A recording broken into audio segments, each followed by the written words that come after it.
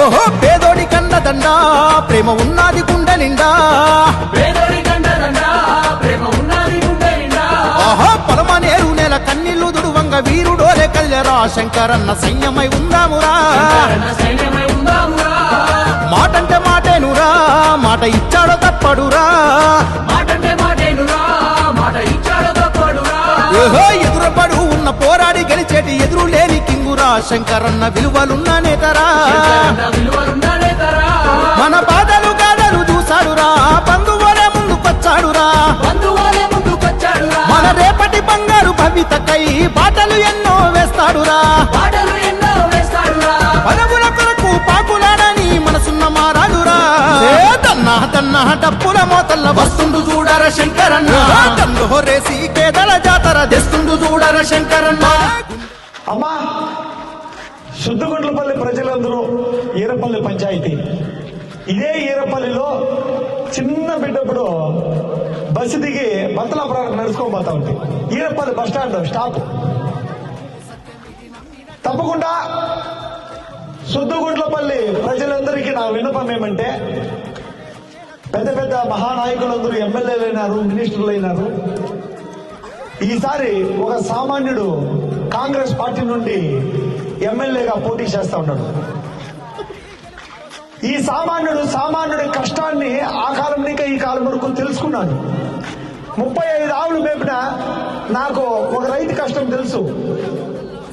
రేషం పురుగుల పంట 10 ఎకరాలు రేషం వేసినాను ఇదే బత్తలాపురంలో. ఆ పురుగులన్నీ చచ్చిపోయి ఆ పంటకు పడే కష్టాలన్నీ నేను పడినా. కాబట్టి రైతు కష్టం నాకు చాలా బాగా తెలుసు. ఇదే విధంగా కొడువైన ఎత్తుకొని పొయ్యి కోసుకొని వచ్చి ఆవులకి కసి వేస్తా ఉన్నాం.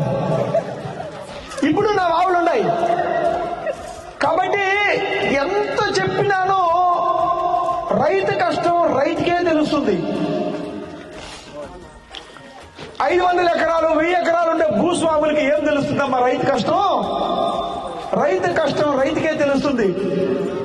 ఈవెన్ మన శుద్ధగుండ్లపల్లిలో కనీసం ఈదీ వచ్చేసి రోడ్డు వసతి కానీ డ్రైనేజీ వ్యవస్థ కానీ అంత కరెక్ట్ గా ప్రాపర్ గా లేదు.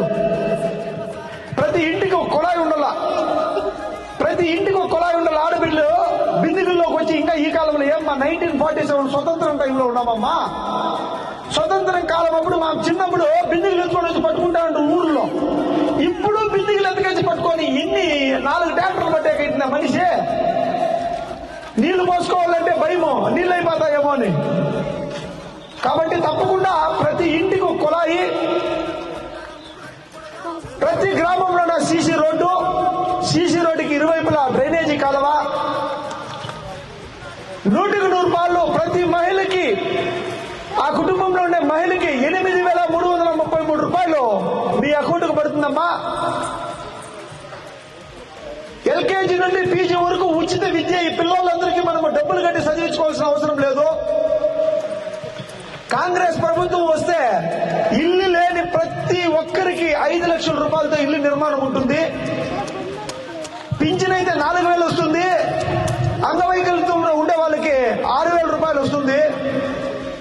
ఈ విధంగా కాంగ్రెస్ పార్టీ 2 లక్షల రూపాయలు, మీరేమన్నా బ్యాంకులో రుణం ఉంటే 2 లక్షల రూపాయలు రుణమాఫీ మీకు అవుతుంది.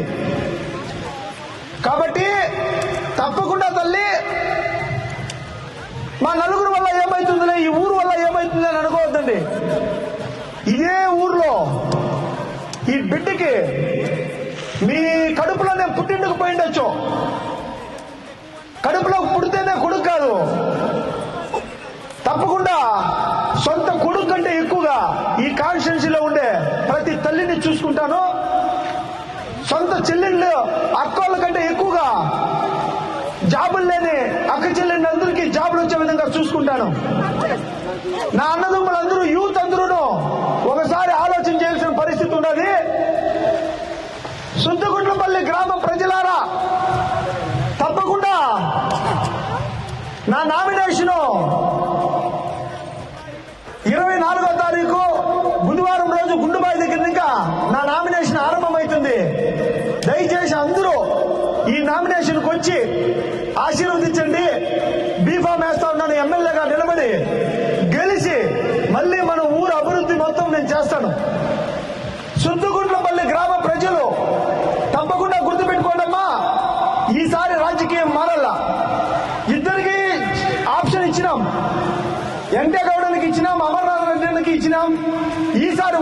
ఒక్కసారి ఈ బిడ్డకు ఆశీర్వదించండి.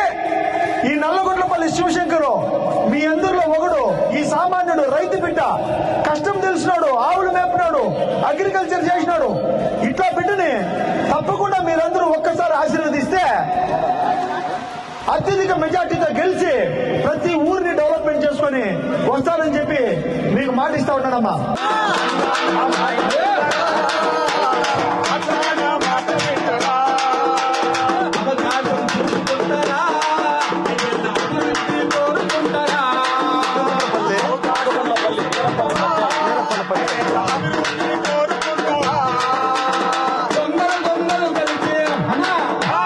దొంగలు కలిసి ఊళ్ళు పట్టుకుంటారా.